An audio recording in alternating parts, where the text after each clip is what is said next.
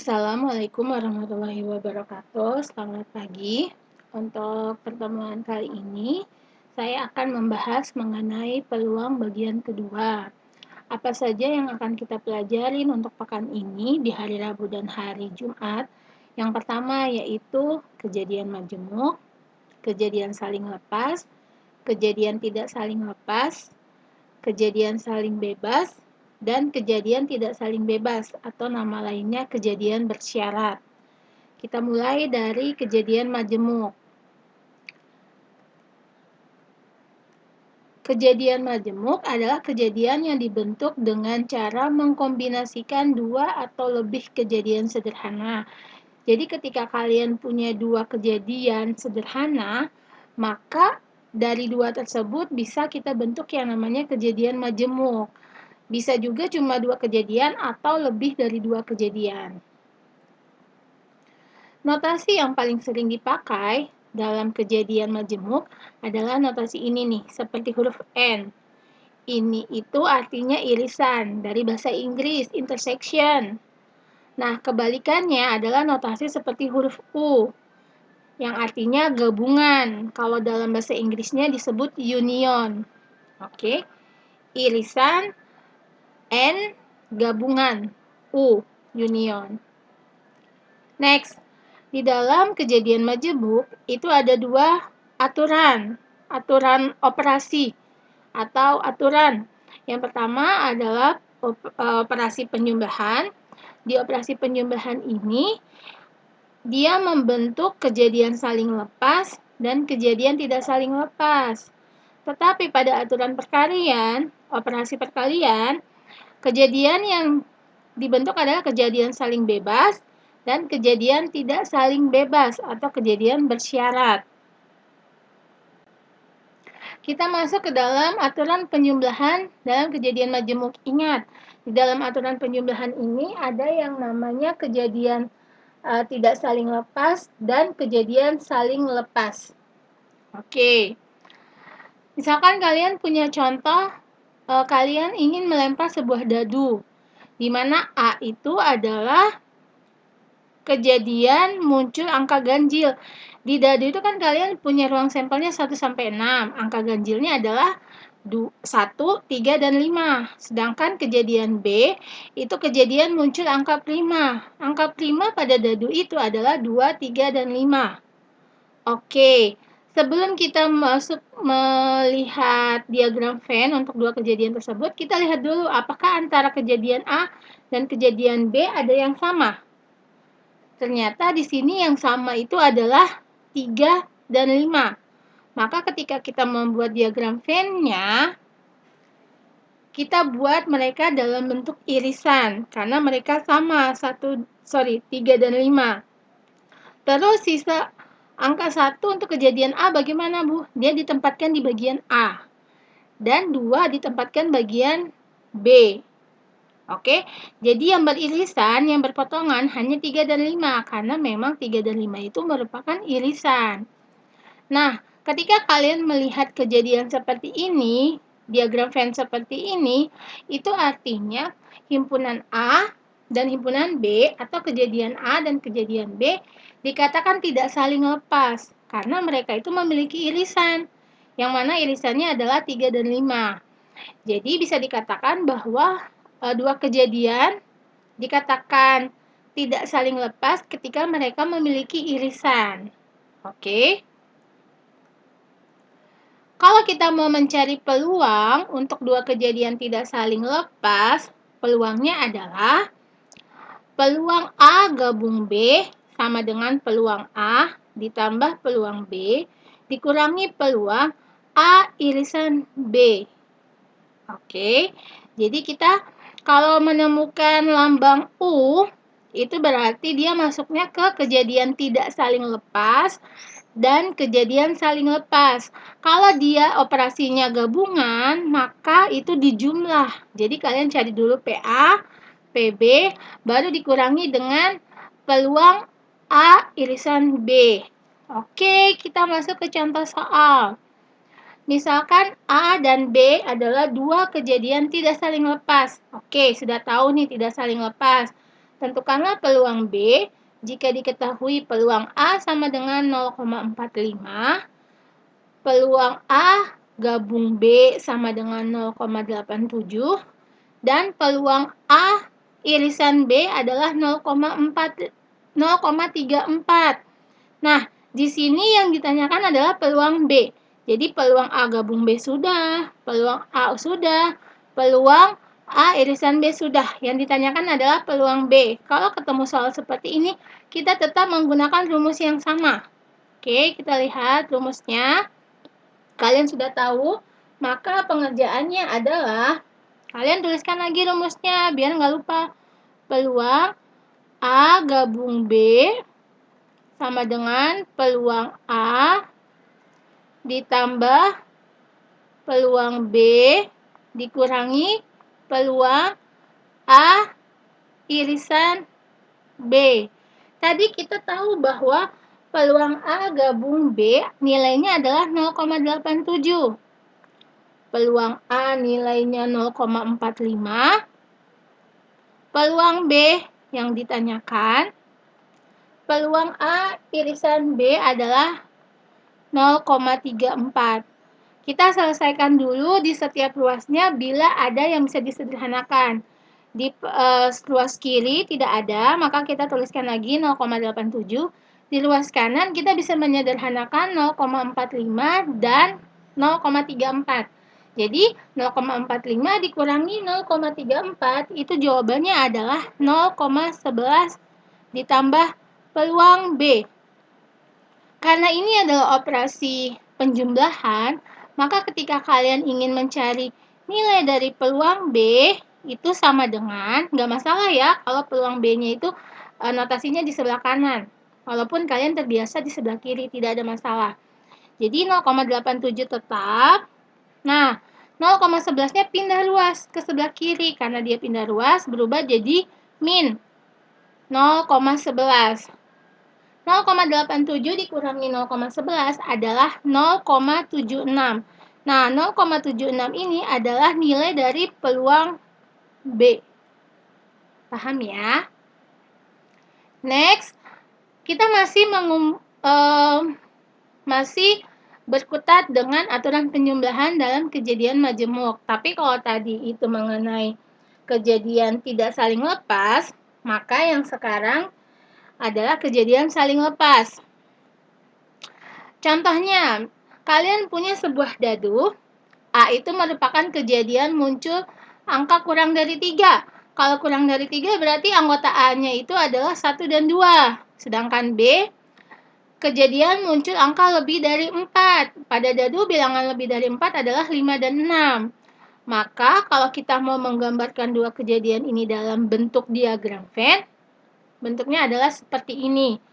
Mereka itu saling berdiri sendiri, tidak ada gabungan, tidak ada intersection, tidak ada yang sama. Di sini kalian punya himpunan A itu adalah 1, 2, B, 5, 6. Sedangkan kalian tahu kalau dadu itu adalah bilangan 1 sampai 6. Maka ada bilangan 3 dan 4 yang berada di luar A dan B karena mereka tidak masuk di dalam A maupun tidak masuk di dalam B. Dia berada di luar. Nah, kejadian seperti ini disebut kejadian saling lepas karena A dan B itu mereka tidak memiliki irisan, tidak memiliki unsur yang sama. Lalu bagaimana ketika kita ingin menghitung peluang untuk dua kejadian saling lepas? Ternyata peluang untuk dua kejadian saling lepas adalah sama rumusnya dengan peluang untuk dua kejadian tidak saling lepas. Jadi kalian punya satu rumus untuk kejadian saling lepas dan kejadian tidak saling lepas. Yang membedakan adalah ketika di kejadian saling lepas nilai peluang A irisan B adalah 0. Kenapa dia bernilai 0? Karena pada kejadian kejadian saling lepas itu mereka tidak memiliki irisan. Maka nanti nilai P A irisan B itu adalah 0. Setiap bilangan ketika dikurangi dengan 0 maka hasilnya adalah bilangan itu sendiri.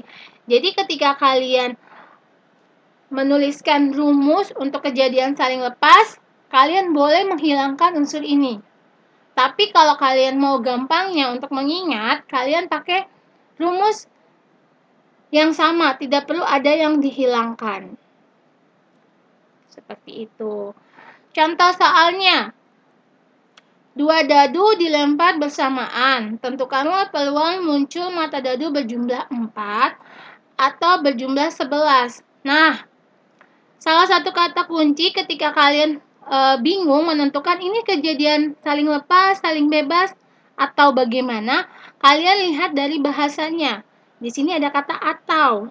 Jadi untuk gabungan, itu biasanya kalimatnya menggunakan kata atau. Sedangkan kalau untuk irisan, dia menggunakan kata dan.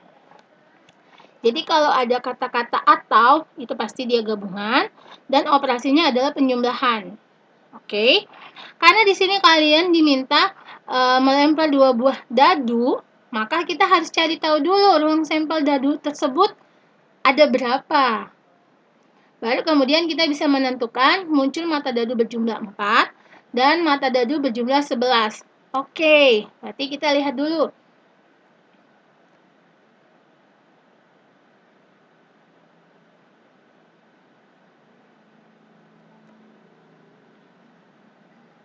Oh, sebentar.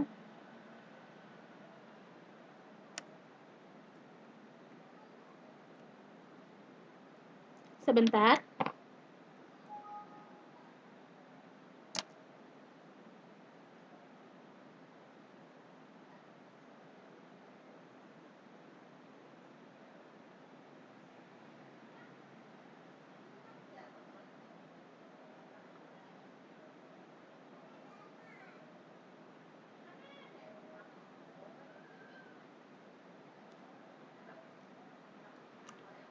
Oke, maaf.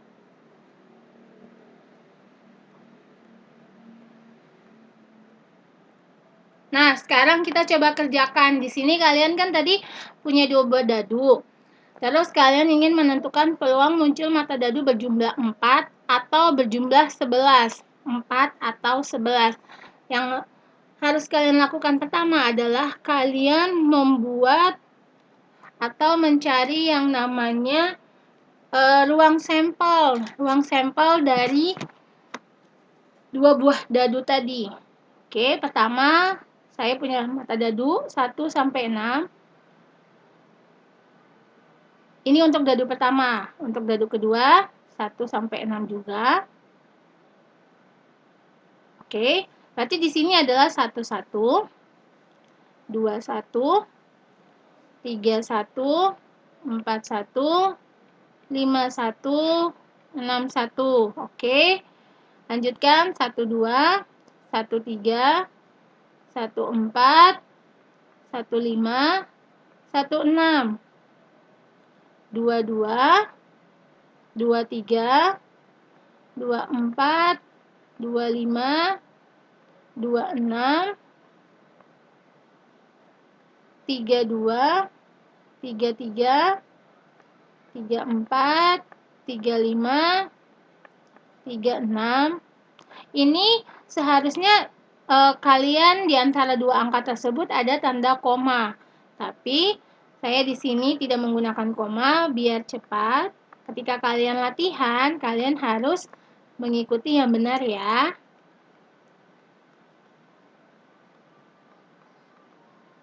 Oke.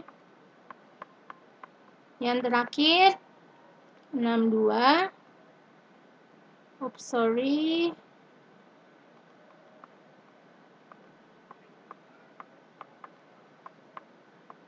Oke. Kalian diminta untuk mencari NS-nya dulu.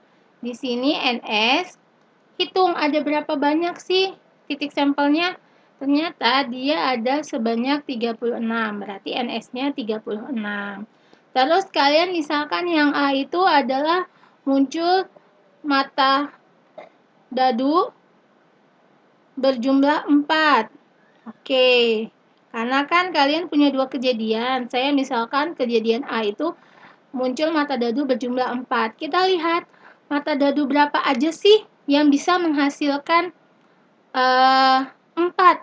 Oke, di sini yang bisa menghasilkan 4 adalah ini 31, 22, 1, 3. Cukup. Berarti A-nya itu adalah, kita jabarkan, 1, 3, 2, 2, 3, 1. Nah, berarti jumlah A-nya berapa? 3. Kalau kita mau mencari peluang A, maka NA dibagi NS. NA kita berapa? 3. NS kita 36. Perlu disederhanakan nggak, Bu? Biarkan dulu. Nanti ketika kita sudah masukkan ke rumus untuk mencari kejadian tidak saling lepas atau kejadian saling lepas, baru kita sederhanakan di hasil akhirnya. Kemudian kita tuliskan yang kejadian B. Berarti muncul mata dadu berjumlah 11. Muncul mata dadu berjumlah 11. Oke, mata dadu berjumlah 11 itu apa aja? Berarti kita tuliskan NB-nya di sini. Nah, mata dadu berjumlah 11. Kita lihat dulu yang bisa menghasilkan 11 mana? 6, 5, dan 5, 6. Berarti NB-nya adalah 2. Kalau kita mau menghitung peluang kejadian B, maka NB dibagi NS. NB bagi NS. NB-nya 2, NS-nya 36. Oke, di antara 65, 56, dan 31, 22, 13, apakah ada irisan? Ternyata tidak ada irisan. Maka ketika kita substitusikan ke rumus peluang A gabung B itu sama dengan peluang A ditambah peluang B dikurangi peluang A irisan B. Maka peluang A-nya itu adalah 3/36 ditambah peluang B adalah 2/36 dikurangi dengan peluang A irisan B. Tidak ada, berarti 0. Jadi 3/36 ditambah 2/36 adalah 5/36. Ini adalah jawaban untuk pertanyaan peluang muncul mata dadu berjumlah 4 atau mata dadu berjumlah 11. Kita lanjutkan. Setelah tadi aturan penjumlahan, berikutnya kita akan membahas mengenai aturan perkalian dalam kejadian majemuk. Di dalam aturan perkalian, ingat, dia itu terdiri atas kejadian saling bebas dan kejadian tidak saling bebas. Contohnya, kalian memiliki dua kejadian A dan B. Dua kejadian ini dikatakan saling bebas jika kemunculan kejadian yang satu tidak dipengaruhi oleh kemunculan kejadian lainnya. Misalkan kalian ingin contohnya, misalkan kalian ingin melempar 2 buah dadu. Nah, mata dadu yang pertama itu adalah muncul angka 5 pada contohnya gini. Kalian ingin melempar sebuah dadu dan mata koin. Ketika kalian melempar pertama, yang muncul itu adalah mata dadu 5. Nah, ketika kalian melempar lagi, pada kejadian kedua adalah muncul angka gambar pada koin. Itu adalah dua hal yang tidak saling berhubungan. Jadi kalau kejadian pertama terjadi pada dadu, itu nggak akan dipengaruhi oleh kejadian pada mata koin, mata uang logam. Jadi itu adalah dua kejadian saling bebas. Ketika kalian ingin menghitung peluang dua kejadian saling bebas, yaitu rumusnya adalah peluang A irisan B sama dengan peluang A kali peluang B. Untuk kejadian saling bebas, dia itu dinotasikan dengan irisan. Dan biasanya di kalimatnya itu ada mengandung kata dan, makanya di sini operasinya adalah perkalian.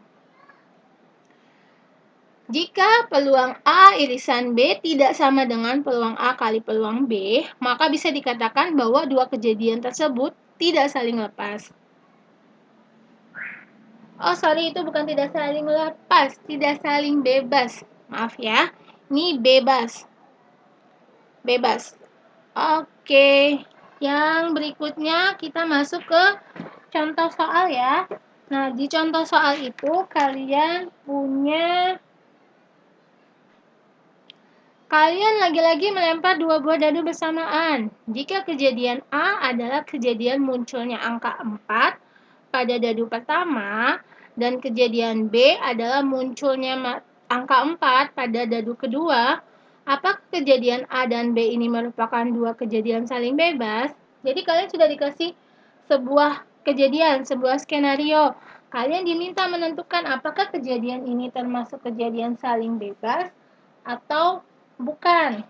Oke, karena kalian memiliki dua buah dadu, yang langkah pertama kalian lakukan harus mencari ruang sampel. Nah, di sini sudah saya tuliskan ruang sampel untuk dua buah dadu. Dan untuk ruang sampelnya masih sama, berjumlah 36. Oke, berarti di sini kita tuliskan NS-nya 36. Langkah selanjutnya, misalkan kejadian A itu adalah kejadian muncul mata dadu 4 pada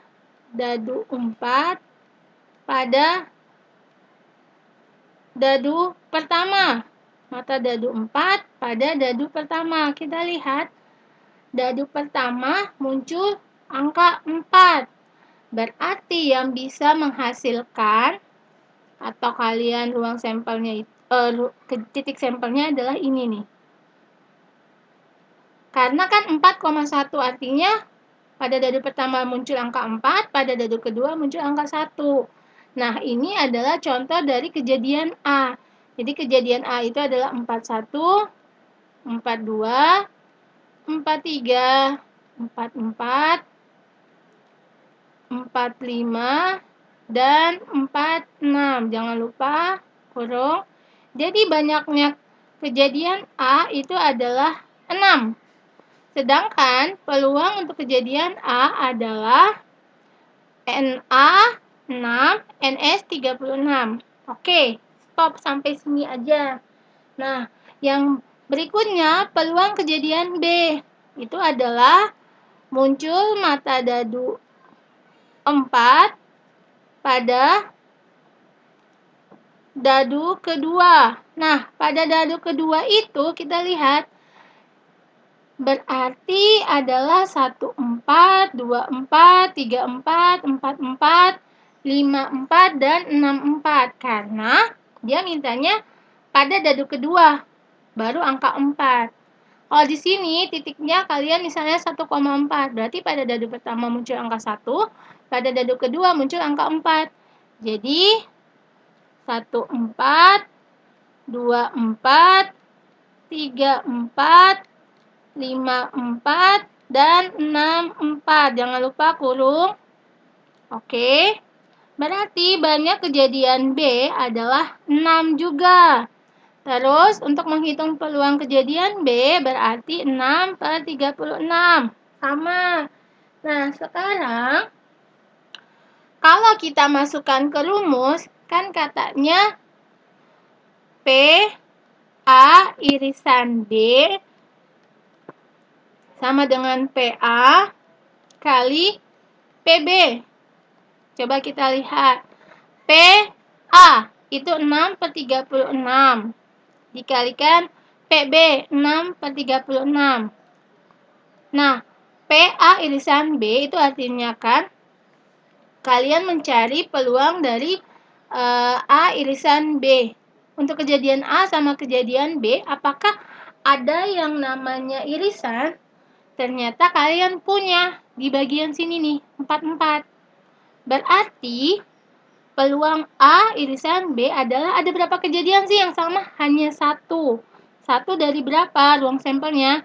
36, berarti 1/36. Kemudian kalian sederhanakan ruas kiri, sederhanakan ruas kanan. Bila hasilnya sama, berarti dikatakan dua kejadian ini saling bebas. Oke, kita coba sederhanakan. Berarti sini 1/36 tetap 6/36 kali 6/36. Di sini kan bisa kita sederhanakan. 1/6. Sini juga 1/6. Ternyata atas kali atas, bawah kali bawah, hasilnya sama, 1/36. Berarti bisa dikatakan bahwa A dan B saling bebas. Ini adalah contoh dua kejadian saling bebas. Paham ya? Yang berikutnya kita lihat untuk kejadian tidak saling bebas. Kejadian A dan B disebut kejadian tidak saling bebas atau bersyarat jika kejadian yang satu saling mempengaruhi kejadian yang lain. Jadi untuk misalkan kejadian B itu bisa terjadi ketika kejadian A sudah terjadi atau sebaliknya. Diketahui kejadian A dan kejadian B. Peluang terjadinya kejadian B dengan syarat kejadian A telah terjadi dapat dinotasikan seperti ini. Jadi, kalau kalian menemukan notasi seperti ini, artinya kejadian B ini sudah terjadi, akan terjadi bila kejadian A itu sudah. Jadi B ini baru bisa kejadian kalau A-nya itu udah selesai, udah terjadi. Itu dirumuskan dengan peluang A irisan B dibagi peluang A. Contoh, kalian melempar 2 buah dadu. Jika kejadian A adalah kejadian munculnya jumlah kedua mata dadu 7, dan B adalah kejadian muncul selisih kedua mata dadu adalah 3, dan C kejadian munculnya perkalian kedua mata dadu adalah 12. Tentukanlah peluang kejadian B terjadi bila kejadian A sudah, kejadian A terjadi bila kejadian C sudah terjadi. Oke, langkah pertama lagi-lagi kalian harus menentukan ruang sampel untuk kedua buah dadu kalian. Di sini kalian sudah tahu bahwa NS kalian adalah 36. Oke, langkah pertama kalian cari dulu untuk kejadian A. Ingat, kejadian A itu adalah kejadian kejadian muncul kedua mata dadu 7. Jumlah mata dadu 7, berarti di sini saya tuliskan jumlah mata dadu 7. Nah, untuk jumlah mata dadu 7 kita lihat, yang bisa menghasilkan angka 7 itu berapa aja? Oke. 52. Terus 43, 34, 25, oke. 16, 61. Berarti ada 6 kejadian. A-nya tadi saya tuliskan lagi 61, 52, 43, 34, 25, 16. Maka peluang untuk kejadian A itu adalah jumlahnya 6 per sampelnya 36. Oke, sekarang kita lihat peluang kejadian B. Kejadian B itu apa sih? Kejadian selisih kedua mata dadu adalah 3. Selisih mata dadu adalah 3. Saya tuliskan selisih mata dadu 3. Nah, kejadian B, siapa aja sih yang ketika diselisihkan hasilnya 3? Itu yang pertama adalah 41, karena 4 dikurangi 1, 3. 52, oke. 63, saya tuliskan 41, 52, 63. Terus berapa lagi? 25, benar 25. Berarti 25, kemudian 36. Yes, 36. Apakah ada lagi?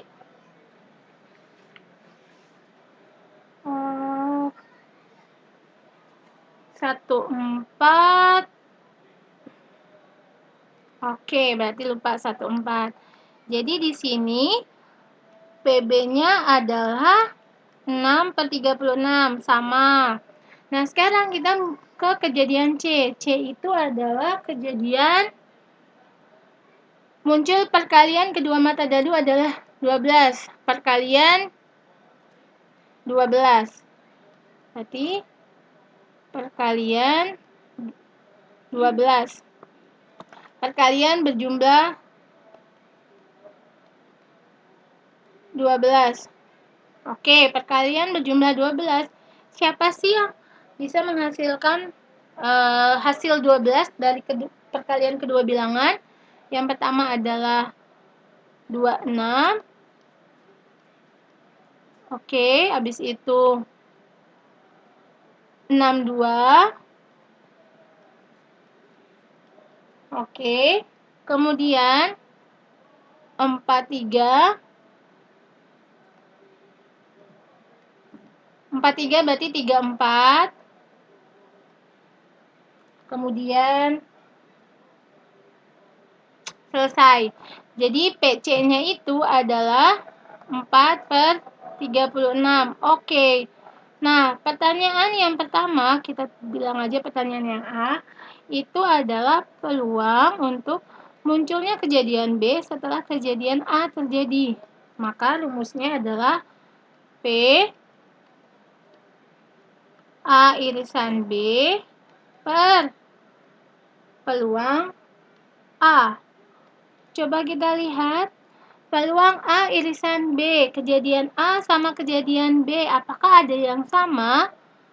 Ternyata di sini yang sama adalah 52. Oke, 52. Dan berapa lagi?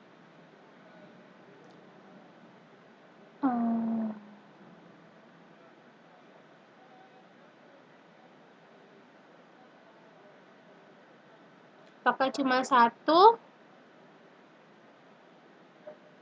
25.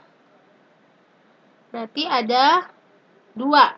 Kan dia mintanya peluang, berarti 2/36 dibagi dengan peluang A. Peluang A /36. Ingat, pembagian 2 pecahan, berarti 2/36 dikali 36/6.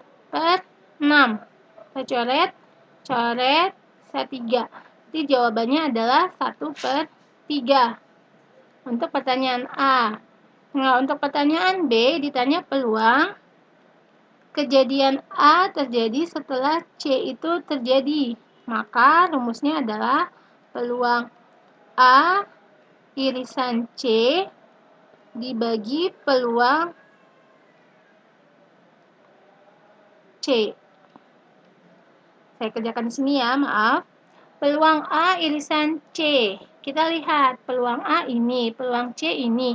Yang sama siapa sih? Ternyata yang sama adalah nih, 34.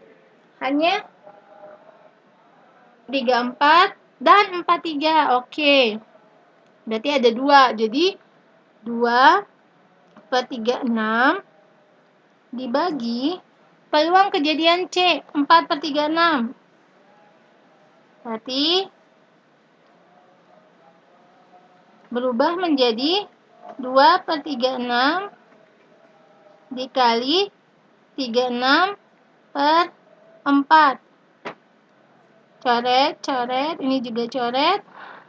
1, ini 2. Berarti yang tersisa adalah jawabannya 1/2 untuk pertanyaan yang B. Oke.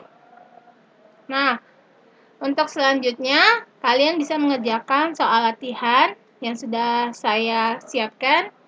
Saya akhiri pertemuan ini. Wassalamualaikum warahmatullahi wabarakatuh.